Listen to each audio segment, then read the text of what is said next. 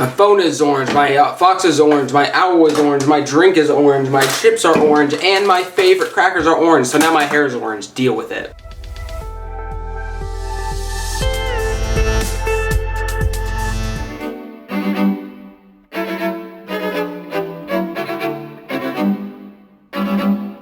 Hello everyone, my name is Cosmic Wave 5, and I'd like to welcome you to the 5th episode of Blackgate. Alright everyone, today we are back in Blackgate once again, and with my new recording setup, I now have everything separated, so it's even harder to edit, and it takes much more time to sync it. Also, if you watch a little intro, yes, I did dye my hair. I dyed my hair because my girlfriend has her hair dyed red, and her character, or furry persona, is red. So I figured, hey, I want to try it out, see how it goes. I got a lot of compliments on the hair as well, so hopefully we can keep up with that now. Why is this falling? I don't know. You guys might be able to see the mic sometimes. I don't really understand, but now I use Audacity and all this bullcrap, so anyways, I have marching band today, so let's get into this before I'm dragged off to hell. So this is where we ended, was night 5. So, well, that's a great, okay, before I even read this, I have to make these videos quick, because if you didn't know, a while ago I was in marching band, about a year ago, exactly a year ago actually, and it's back. It's back to haunt me in my dreams, so recording is going to be much harder now, because I figured during the summer, I'm going to have all this free time, right? Nope, there's a freaking band rehearsal every Wednesday. So, yeah, this is not going to be fun, all right?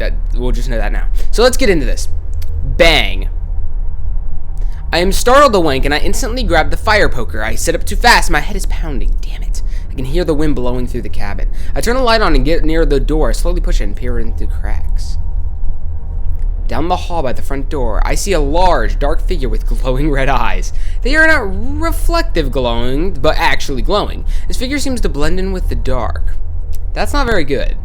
It's difficult to discern what the shadow is and what is this thing. Although, the shine of a long, sharp blade hanging by its side pretty damn clear and imitating.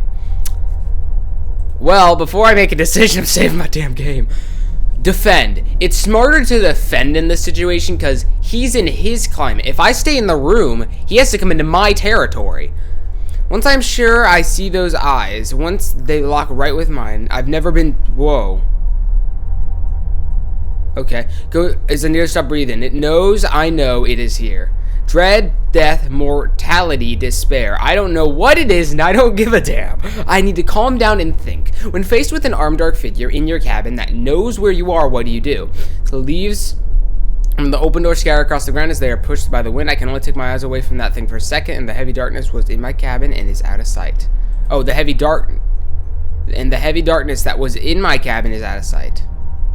Nope, I shut my door, lock it back away. Is it coming towards me? Is it leaving? I grab my cell phone, go to the corner, and huddled up.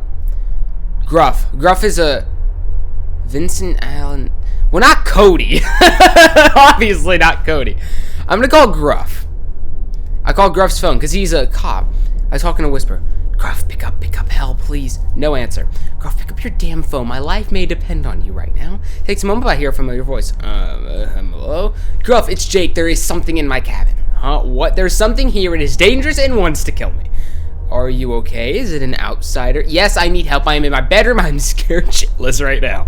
Stay safe. I'm contacting Aridina and heading over with everyone. I have no idea what it is, but it has a knife. Get a weapon and stay hidden. I am on my way. Okay, will do. Here's what's gonna happen. They're gonna get here. Nothing's gonna be here. I'm gonna be crazy. All right. I put down my phone and... Jeez, that sound. I put down my phone and hold onto the fire poker. I have a few of the door and window to my side just in case I need to get out. Cuts and blood loss are better than death. I sit paralyzed, looking at the door for any movement or noise. I stay perfectly still for it seems like forever. I can feel my heartbeat, and I count each beat like my last. I hear cars actually. Coming up to the cabin, there are lights and makeshift red and blue flashes I am familiar with. I am still not moving. I see flashlights under the door, hitting and searching for things. As boots enter my cabin, I hear, Jake! Jake! I am in the bedroom. Okay, stay there. We are looking around. Boots move across the cabin, opening and searching everything. My door handle is turned, but locked. I finally move from my hug position and get up. My legs ache from being so tense. I make it to the door and unlock. I open it, and there standing is Gruff. I try to say something, but I can't as I feel tears meander down my face and the knot of pain in my throat to stop my words. Gruff looks concerned. It's not something I've seen. My vision grows fuzzy and dark-like as a Tetris puzzle fills you up and you lose. I have my legs locked and I feel my throat vomit of liquid that tastes like copper and iron. It spills from my lips warm and thick as I scream out in pain, gurgling on my blood. My body feels on fire as I fall. Wait, am I dead?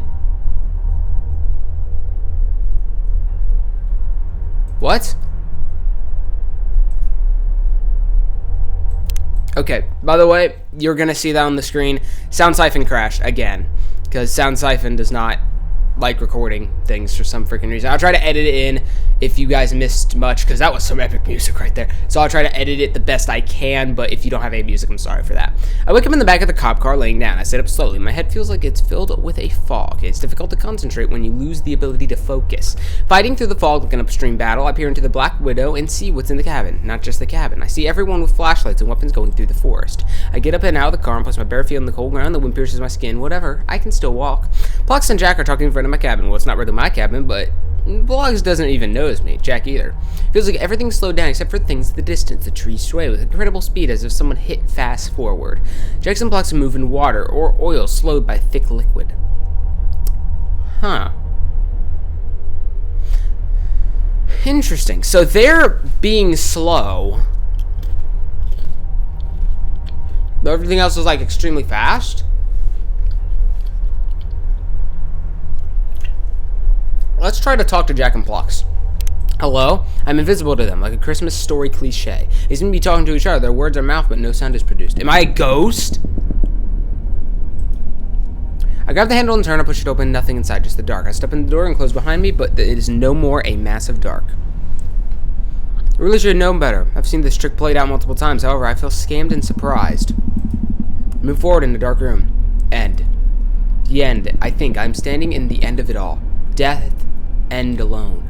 That isn't me thinking. Awful, impossible, stress blood. Yeah, that isn't me, but the thoughts keep coming in. So I'm like some alien creature invading my mind. Charlie? No. Well, at least the second voice in my head is courageous enough to answer questions. Dead. No heartbeat. No, I'm not. Well, let me check. Experiment, test, walk, destroyer. I'm always going to check my pulse, but I start to sink into the dark. It is cold, much like the rest of this place. I step forward and sink even deeper, like a pool of waste. High-pitched ink coats my torso. I wade in it, and forward it sloshes me around. I turn to find anything disconcertible, but my actions are futile. Decisions, choices. I continue forward with these disjointed thoughts and bump into something. Something is floating in the gunk with me. Pushing it away, I bump into something else. My anxiety gets the best of me. I rush through the dark until I smack my face into a gooey wall. I can feel residue drip down my neck. It is very unpleasant. I tear at the wall. I can see damage being done. I push my hand through. I can rip it apart like a plastic wrap. Light streams in as I push myself in and through.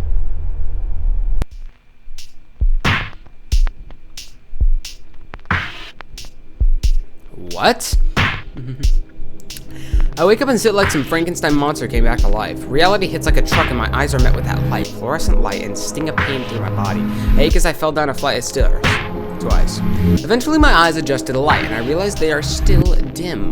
I hear arguing and slamming of something. I'm in the police station, the interrogation room. I can hear yelling in the distance. I turn to see Vex sitting by me. Oh, you're awake. How are you feeling? I just realized that still kind of does look like me. Like, no, it doesn't anymore because my hair's not black, but you get it. Sore, my head is pounding, I feel like Frankenstein. What happened? Vex grins. Well, they are looking for the outsider. That should not be your concern. It is too soon to say if they will find it. No, I mean me. Vex has some grin.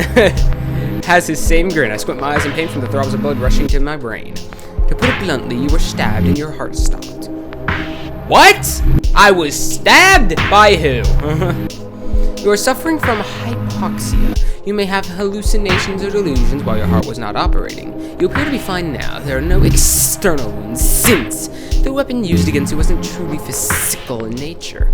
I would count you as one of the lucky few. Your heart came back on its own. I couldn't decide where to cut you open first. I finally noticed I'm laying on a cart wearing nothing but a thin hospital blanket. There are Sharpie marks going down my chest. The only thing is worse than being dead in an autopsy is being alive in an autopsy. I shiver as I see Vex grin, turn slight to frown as he puts the scalpel away. autopsy. Autopsy. I can't say that word, sorry. My senses are coming back and the yelling is more pronounced. You may want to get dressed. Jayke points to the pile of neatly folded clothing. I've never seen a shirt so sharply folded. My admiration for the simple things is cut short as Vec leaves the room. I hang my legs over the edge of the cold metal cart. They hang and I'm reminded of all the days in the doctor's office. I barely have a moment myself before the door busts open. Helly comes in stumbling in. Ha! Alive! Yes, I'm alive. Yeah! Unkillable! She jumps forward and wraps her arms around my naked torso. Her arms squeeze. There's more pain than pleasure. Take the pain. Take the pain! I grit my teeth and deal with it. What happened out there? Were you attacked? Who attacked you? Whose face do I need to pummel into the dirt? I'm not sure. It was some sort of ghost. Oh, I hate ghosts. You can smack him in the face or toss him to the door. Speak about throwing a ghost out. I hear the force is still after your killer. Between the two of us, I hope they really rip it a new one. They should pull out the big guns and send Aridina after it. The door opens again. Standing in front of the door is a demoness. The succubus with auburn hair, a real knockout. Why, hello. Yet, here I am, naked on a cold heart with nothing but a blanket covering me. I heard my name. I think that's the voice from Window. I heard my name. It seems the rumors are true. You just say the pretty one's name 3 times and she shows up. I was coming to speak. I was coming by to speak with Jayke. Why aren't you hunting that thing? The rest of the force is more capable of handling it. Then why was it allowed to get me in the first place? Precisely why I'm here to talk to you. There was breakdown in communication. I was misinformed that the outsider attacked you was destroyed many nights before. However, as we know now, it was allowed to drift around the town for a while. I am here to reassure you that we are looking into why this outsider was allowed to exit with impunity. That's a fancy way of saying someone lied. You are correct. I guess I get my wood chip almost in the dirt. Don't take matters into your hands. Revenge for the sake of revenge just leads to more hostile town. So let me get this straight. Someone lied about killing that thing and then they attacked me? That's not all, but I don't want to get into detail, just speculations at this time. I'll update you when more reports become available. Like how you're not telling us now? Spit it out, missy! Listen, I do my job. I always do my job. I know for a fact that this mishap will fall onto my shoulders.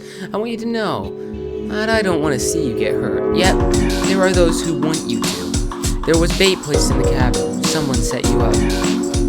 It's not safe to go back to your cabin. I decided you're gonna stay with me until you find a space most fair. Sound decision made my job easier. Aridina turns on her heel and leaves. Thank you, Helly. There's nothing to worry about, Schwartz. Anyone who works for the bar is a friend of mine. That and her first kiss. She has an ulterior motives, although they are pleasant. Also, I just remembered when doing the voices in the bar. The moth person, no one liked that voice. Well, guess what? I'm gonna make even a more disturbing one next time we find him just to piss people off. Because I have no social life and I need bad jokes. Now, can I at least get dressed? Oh! Finally get dressed and head out of the police station. I find Helly waiting for me. Can you walk alright? To be honest, everything hurts right now. Take your time, it's not like the ground is gonna open up and swallow the town. We slowly walk towards Helly's apartment. It begins to rain just as we reach the multi-floored complex. Hi, rain! Ah! The hallway air is still dry and dusty. We make it down a long corridor to Helly's apartment. What the? CG under construction.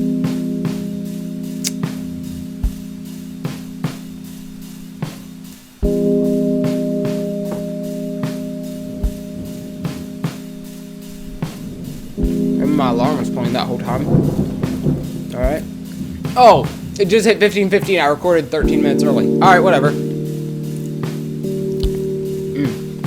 We enter Helly's apartment as I'm hit with the aroma of life and dirt. Her apartment is a jungle. Trees canopy the ceiling, bushes hide in sharp corners of the rooms, grasses spring up behind furniture, flowers bloom with such vibrant colors and scents, and vines climb up the walls. Hanging from the ceiling is a large, powerful lamp, sun lamps. This is the brightest place in Blackgate. Her energy bill must be through the roof, just like the one of her trees. She cut a hole in her ceiling to let life grow into the night. Her living room is like a greenhouse, rows upon rows of sprouting life. I can barely move without it touching something green. Hello, my little babes and big babes. We have a new guest staying with us tonight. He likes to eat me, so y'all safe from him. Me, well, that's a different story.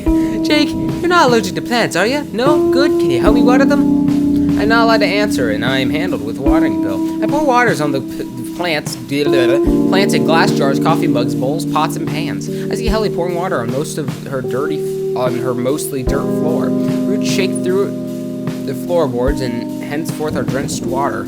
Jesus, my brain's just not cooperating. I'd hate to see where I'd be sleeping tonight. If she has a hammock made of vines, I'm out.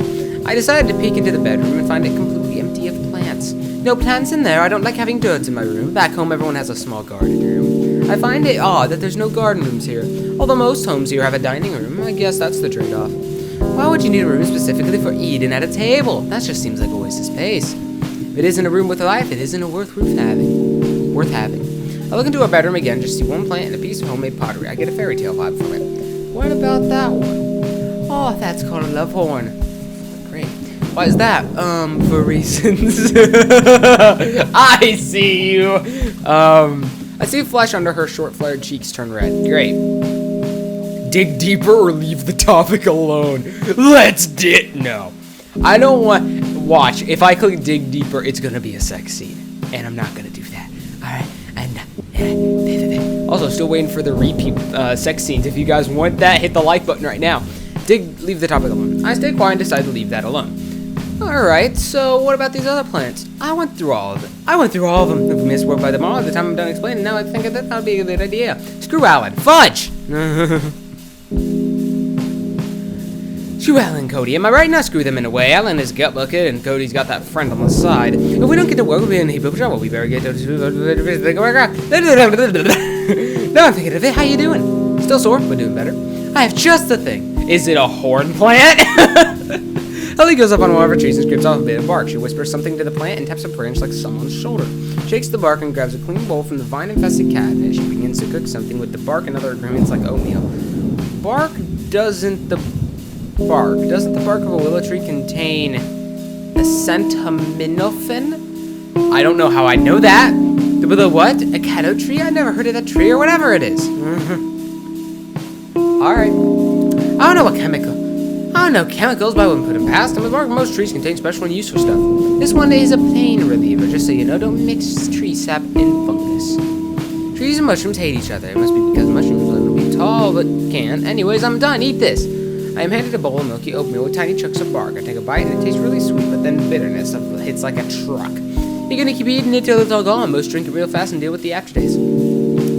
I do as I suggest and eat it real fast. I keep the sweet taste going and then it's all gone. It's more bitter than the blackest coffee. I drink a glass of water, then the ordeal is over. Good? Yeah. I say with a yawn. Come on, let's head to bed. There's one bed. Budge! What side do you prefer? Doesn't matter to me. I lay down with Helen. The bed is a bit small for both of us to spread out. Which is starting to get comfortable. My leg barely brushes hers. She doesn't seem to shy away. Great. I feel a hand searching its way through the blankets of mine. They're about to touch one. I hear yelling, them pounding on the floor from downstairs. We jerk away from each other. Who's that? That's my downstairs neighbor. He hates it when I'm growing plants up here. I think he's allergic to the pollen. He says his ceiling is leaking, but my plants need to be watered. I tried to give him money to shut him up, but he keeps saying it's dangerous. All the way from the trees will make the building fall down. He doesn't know that plants are helping keeping it standing. One of the trees goes all the way from the basement, reinforcing the structure. I want to say that trees don't make good structures. Then I remember seeing a picture of a skyscraper being built with bamboo scaffolding. Yeah, that's an interesting building. I've seen that actually. There is a building built with bamboo scaffolding, and how the heck is it standing? No one knows. They're bridges that have lasted thousands of years made completely of living roots, vines, and trees. I guess you could call that a green construction. Huh. Interesting. Well, good night, Jake. Good night, Hallie. I let my body slip into sleep. It comes quick. Must be in the oatmeal I had. Night 6, right? Here we go. Alright. How far are we? 19 minutes. Alright, I'm going to stop at maybe 35. Let's see how far we get.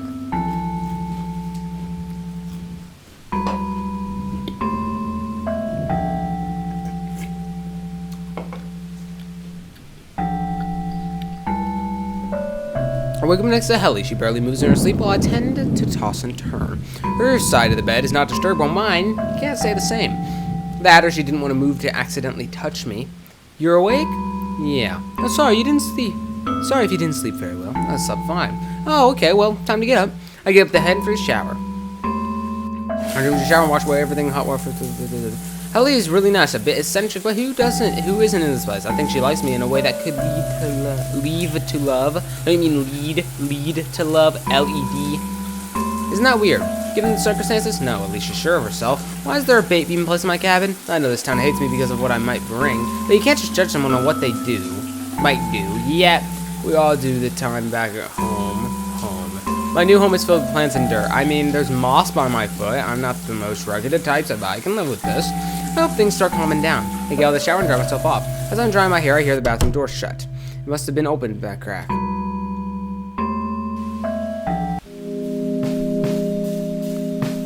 Helly, you pervy bastard. I get dressed and head out into the jungle. Helly's sitting at a table facing away from me. That does not look like a jungle. She's staring at the rainy night. I am all set. Oh, and you're done with the shower, right? I didn't even hear it turn off. We need to head out soon or we'll be late. She is a horrible liar. Yeah, she's very bad. I study psychology sometimes, and even I know she's lying. And this is text. We set out and head to the bar. The rain is obnoxious because it is so cold. Ellie doesn't seem to mind it. Then again, she is covered in short fur. It doesn't take something very long for us to get to the bar. That's my guess. We walk into the bar and Alan is there before anyone else. That's a first. Uh-oh. What? Jayke? Yes? Jayke, you're alive! Did you drink the bar dry? Alan doesn't listen. He barely aware of his own ears at this point. He comes stumbling behind the counter and knocks over a row of empty bottles. They roll off in succession, but none of them break. Just one loud thud after another, no particular rhythm. Just like Alan's movements. He's completely gone and can barely make it through the simple maze of mismatched tables. Finally, he makes it to me and puts all of his weight into a hug. I hear his tail wagging. I'll let you to have a moment. Don't leave me alone with him, Ellie, no! Is what I would want to say. However, I'll just accept the drunken affection. I thought you were dead! I thought I lost another and another! You're drunk. I was sad drunk, no happy drunk. Okay, but there's no one else in the bar besides the two of us. You need to sober up. No, you need to sober up and let me take you to my place to really party. Okay, we have work to do. You're just like Cody, except I bet you don't have two. What? Ellie finally rescues me and drags Alan off to a corner. I take my cue and run. I head to the kitchen to help Cody, but more importantly, get away from Alan. It's like nothing has changed. Everything's ready for me to cut and get right into work. Everything is normalized except that Cody actually talks to me. You survived attack from a Reaper? That's a new one. Oh wait. You survived an attack from a Reaper? That's a new one. Yes, I survived. How did you manage to do that? I don't know. I had a strange dream though. And I heard lots of strange things. I saw a lot of strange things. So who helped you? Who was with you when you woke up? It was like a debriefing. He is never this talkative. No, he's not. Vec was sitting next to me, ready to cut me open. He was surprised to see me alive as I was. I think I ruined his night. Did Vec say anything to you? Just that I had hypoxia or something. I'm feeling much better now, so no worries there, hopefully. After Vec left, Helly and Eridina came in and chatted. What did Eridina say? What's with all the questions? I like knowing gossip. Fair enough. Eridina said someone put bait in my cabin and have the Reaper kill me. Is that it? Yeah. Cody goes back to silence. No questions on how I'm doing. No questions about the Reaper or if anyone killed it. No questions about who set me up, who used the bait. Cody just starts dropping away, ignoring me. I help out, and after an hour or two of cooking and cleaning, I head into the bar. Alan seems to be sobered up, well, as much as he can in a few hours after a night of binge drinking. Jayke, you lucky doggy, although I hope you're a lucky cat with those 7 lives. Cats have 9 lives. No, cats have 9 inches and 7 lives. Oh my, that is one of the worst sex jokes I've ever heard in my life. This game, guys. Who the hell is, wait, what? Wait, pause. I just got a message from someone I've never seen before. Alright, I'm gonna go back to the game now. Sorry about that, everyone. I had to take a pause. You know, admin stuff, sometimes you just gotta address it while you can. This joke, I swear to God. Alright. Take a drink, get back into this. Alright. No, cats have 9 inches and 7 lives. With that, Alan seems to frown just a bit and take a swig of something. Stop drinking! It's water, you cow! Stop being a sad bitch. No, you! Comeback of the century. Lily mutters something from the other room and Cody laughs. The banter isn't high-hearted, as nice as I remember. They've always been this mean, though. Bitch, my ass. What? Nothing. I'm not sad. I'm happy that I don't have 2 funerals to go to. Just one. Whose funeral? Suit's funeral. It was an hour ago. You missed his funeral? Alan ignores my question and drinks from his cup. His face goes sour. Water doesn't have enough alcohol content. It's like a duct tape. It's really fun to let it bind you, but fun can't last forever. You gotta rip it off your fur. It's better to pull it off quickly, get it over with. What kind of Forrest Gump nonsense is he trying to pull? He doesn't seem like a normal Alan. Won't that leave a bald spot? Don't remind me, I have too many bald spots and scars from this place already. One more won't hurt. I'm heading out now. Where are you going? Ellie says in a way to mean, you can't leave. Stop. I step in and pull Ellie aside. He is going to go to Sue's funeral. Oh, should we go too? I don't know. Can you go at least and make sure he stumbles his way back here? Sure. Great! I have to go with Alan again! Let's see how this goes. Obviously, it's not going to lead to sex right there. Alright. Alright. Head outside and follow Alan towards the cemetery. He doesn't notice I've been following him the entire way. He's either unobservant, dense, or deep in thought. I guess rain does mask my movements. I walk towards the cemetery. It's not really a cemetery, since gravestones are very rare. Markings of graves more dependent on cultural backgrounds. I see no distinct cross, a few stone heads, spire, walls, stone circles, urns, boxes, and ashes ranged in rows. The strangest landmark is a rustling yellow airplane. I find Alan next to a freshly covered grave. The dirt is still raised and disturbed.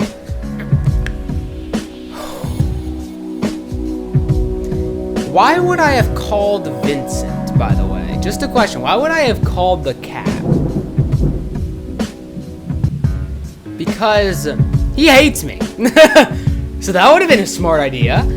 Standing across from the wolf is the cab, Vincent. He holds a really large book. Vincent holds the book over and over in the grave for Alan to sign. Alan writes a few sentences. Vincent recites, "Your words forsooth, your words forsooth will be with him." He immediately flips the page so no one can read it. I walk up to Vincent and ask me, "Would you like to sign?" Yes. I'm given a fresh page to write in, so I start.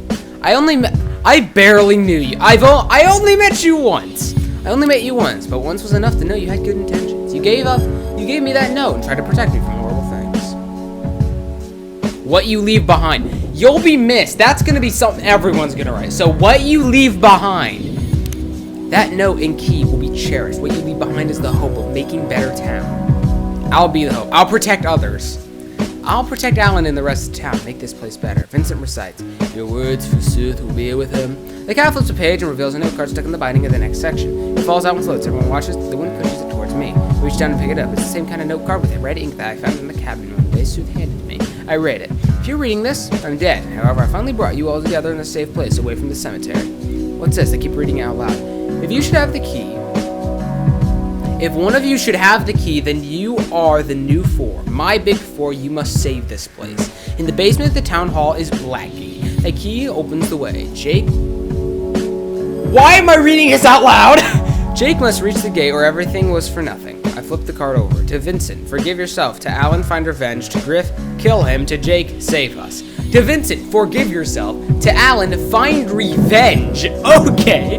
To Gruff, kill him. Who are you killing? And to me, save us. I sit there in awe. Last wishes from a dead man, turtle, monster, whatever. Vincent just starts laughing and points behind me as he doubles over. I turn and see Gruff in the distance taking care of 2 graves. He comes up to us. I heard everything. There are in-between chuckles and short and snorts as Vincent tries to talk. They killed you because they didn't want us to come together? A drunk, a washed-up cop, a messiah complex invalid, and an asshole. Are you pushing? You pointed at yourself, dude. Oh no. Oh yeah, you're the asshole. So, this is some team, isn't it? The cop, Alan, and whatever you are. Okay, this is interesting. Way to go, Sooth. You got him. Then, shut up. He died for this. So what? Many have died because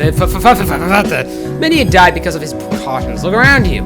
Sooth was right about everything he said, though. He warned everyone, and no one listened. Yes, you did listen, didn't you? You heard him loud and clear. It was filled up with lies to hurt you, saying you could never have saved anyone. That was all your fault, his abusive and twisted fortune-telling. You were mistaken. That is what he said to you. I know that, but it was his fault. That's why I kicked him out. Alan stays quiet and looks up like he wants to run away. Because he set you up with Amelia? You were jealous. It's Attack Vincent, isn't it? Oh, yeah. So what if I was jealous? Is it a crime to want to feel better about living here? I had no family, no love, no one to take care of, no real pleasure. Kitako? Kitako is a job, not a family. Kitako and Amelia are the reason why everything happened. Sooth was right in that it was your fault, but we can change things. We can make sure it never happens again. Don't give me that we can do this gang crap. Once again, look around you. Do you not know what we're up against? Let alone actually getting Alan to focus. Have you seen him sober yet, Gruff? It's not a pretty sight. Here's something I find weird. How the heck did this just happen out of freaking nowhere, alright? I'm attacked, and then this happens. Okay. This fighting isn't going to get us anywhere. Agreed. Although Vincent thinks it is a good idea to take your anger out on others, he won't change his mind on that. It's healthier than how either of you two are dealing with it. You're right. That's why I'm here. That's why I don't have a bottle in my back pocket. Oh, wait. Alan pulls out a flask. The look of both Gruff's face and Vincent's face turned to disappointment. It's water. Like hell it is. Alan tosses the silver container to the cat and opens it up. Alright, fine, it's water. Congratulations, you're in a two-step process. Step 1, not to drink for 30 minutes. Step 2, start drinking again. Alan glares. You know I'm right. After dealing with you for more than 30 minutes, anyone would want to have a drink. Hey, stop it. I agree. Can we get back on track? With what? Sneaking into town hall and getting to the basement? Hope some random key opens up some random door and leads us to the supposed Blackgate? What evidence do we have that the key works, that there's a door, and that there's a gate? Cody told me. Okay, and? Cody said that the gate is in the town hall. How does your cook know about the gate? I don't know. He's curious about Andreas and said if he ever leaves town hall because of the gate. What do we have to lose? Everything has already been taken from us. Our lives? You think I value mine? Even you said I was a waste of fur and flesh. For once, you're right. My life? What are you living for? Nobody responds. Shut up. What about you, Jake? I don't have much to lose. Yeah, I have nothing to lose, guys. I have no house, no family, no friends. Then it is settled. You're getting into trouble again, it seems. Alright, we're about to hit 35 minutes. Vincent moves his glasses and rubs the bridge of his nose. 2 nights from now, we'll go. That's what the guard switch happens. How do you know that? I broke into the town hall before trying to find censored pages. I remember that. At least you can remember something. Well, it's time to put the new book to rest. And start a new chapter. Don't get all sentimental. Vincent brings up a shovel and digs a space where gravestone would go. Instead, he half buries the book. It sticks and stands up with Sooth's name etched into the cover. Vincent finishes the burial ritual. May these words reach you through the dirt and whisper you to rest forever and ever. Vincent pauses, his face looking sad for once. The rain drips off his fur and he snaps back to reality. If you have any other business here, go ahead and do whatever. I'm heading back. The cat vanishes into nothing. What? Don't worry, he can go invisible. Let's head back to the bar. I bet Ellie and Cody are mad that we've been gone for so long. I'm heading back home. Tonight is my night off. Gruff leaves and I start heading back to the bar with Alan. The walk is quiet. We're both in thought. Alan, Vincent, and Gruff have a rough history together. I feel like an outsider, and what did Vincent mean by Messiah complex? Do I really have a Messiah complex? Do I think I can save this place? Am I honestly thinking that I can help? What about home? Yeah, I don't think for crap. I have no idea if I can even think about this. It's in the shower where I do most of my thinking, and it's raining, so that's close enough. Alan breaks my train of thought. So, how was Helly? Helly's place is full of plants. No, how was Helly? I didn't. Of course you didn't. But between you and me, is she moo? What? I've always wondered if she mooed when she came. My fucking God, I swear. We didn't do any of that. Too much of a prude. We're just friends. We're just friends, alright? And she is really nice. So you're telling me there's still a chance? No, I mean, no. Alan laughs and pulls out a different hip flask. He chugs it down and grins at me. I thought you were trying to be sober. After the talk we had, I need it. Snatch the flask, yeah. Screw you, Alan! I grab the flask in Alan's huge hands, paws, whatever. Hey, not you too. You drink too much. Whatever. I'll just wait till we get back to the bar. It's not like you're living with me, so you can't keep track of me. Well, I'll still try. Alan grins wide. We make it back to the bar before we enter. We hear the place roaring with activity. It's a busy night because of the rain. Alright, so we're going to stop there because I feel like that's a good stopping point. This isn't exactly 35 minutes. My recording says 37. However, I spent a few minutes on that admin bullcrap that's going on, which I will address after I'm done with this episode. But that's pretty much all for today, and I will try to get anything I missed. I have to go to band soon as well, so that's not very pleasant. However, I will see you all in the next video. My name is Haworth-wood. Goodbye. Peace.